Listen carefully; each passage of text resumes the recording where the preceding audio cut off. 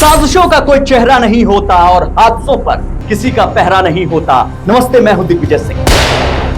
कैसे बना Hamas? Israel और हमास में क्यों छिड़ी है जंग? कौन सही है, कौन गलत है? जानिए हमास का हर सच।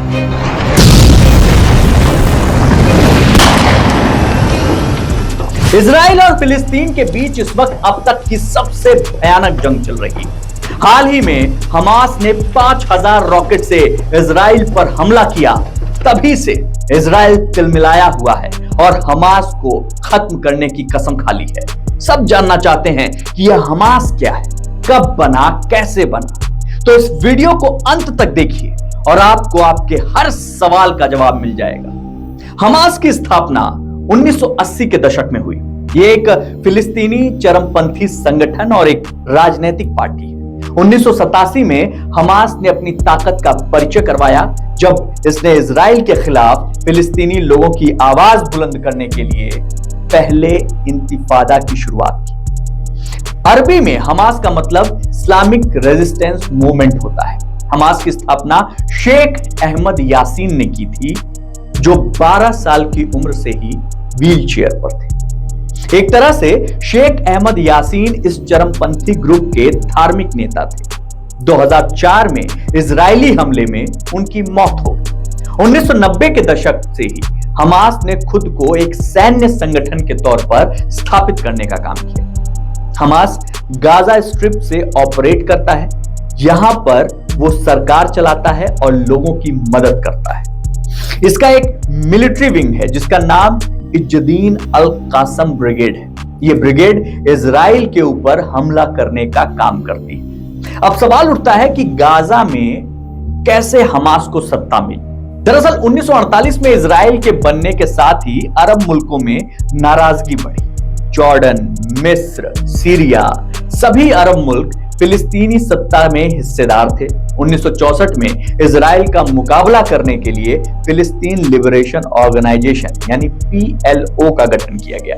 यासिर अराफात 1980 और 90 के दशक में PLO के सबसे लोकप्रिय नेता थे। उनकी पार्टी का नाम फाताह पार्टी था, जिसने 1996 में गाजा और वेस्ट बैंक में हुए पहले चुनाव में जीत हासिल की। गाजा और वेस्ट बैंक के क्षेत्र को फिलिस्तीन नेशनल अथॉरिटी के तौर पर जाना जाता है, जहां सरकार चलाने की जिम्मेदारी फिलिस्तीनियों के पास है। फिलिस्तीन नेशनल अथॉरिटी को संयुक्त राष्ट्र की तरफ से मान्यता भी मिली हुई। 2004 में अराफात की मौत के बाद फिलिस्तीन नेशनल अथॉरिटी और फाताह पार्टी का कंट्रोल महमूद अब्बास के पास गया। इसी दौरान हमास ने अपनी मिलिट्री विंग को मजबूत करना जारी रखा और उसे पॉपुलैरिटी भी मिलती रही। 2005 में जब दूसरी बार चुनाव हुए तो फिलिस्तीन नेशनल अथॉरिटी के राष्ट्रपति चुनाव में फताह पार्टी को जीत मिली, मगर गाजा स्ट्रिप में हमास जीत गया। हालांकि गाजा में भी फताह पार्टी की ही सरकार चलनी थी क्योंकि राष्ट्रपति चुनाव उसने जीता था, मगर 2006 में गाजा ने यहां पर तख्ता पलट किया और फिर अपनी सरकार बना ली।